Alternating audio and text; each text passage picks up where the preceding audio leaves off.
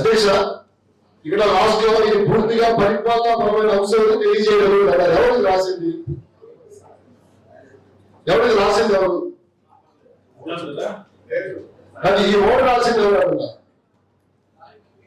అంటే ఇక్కడ 50 మంది ప్రజాప్రతినిధులు పిచ్చోడా లేకపోతే ఇక్కడ అంటే మినిమం బేసిక్ తెలియదు అనుకుంటారా? ఇది మామూలుగా అయితే ఇక్కడ ఉన్న వాళ్ళందరూ మరీ టూ మచ్ గా క్రియేట్ చేస్తున్నారు. ఈ ఓడు ఎంత తప్పు ఓడు అంటే ఇది పూర్తిగా పరిపాలనాపరమైన అంశాలను తెలియజేయడం లేదని రాశారంటే అసలు ఆ ఓటు ఏంటంటే అసలు ఎవరికి రాసింది ఎవరు? ఆ ఓటు రాసింది ఎవరు? అధ్యక్ష పిల్లవాడు ఎవరు ఓటు రాసింది?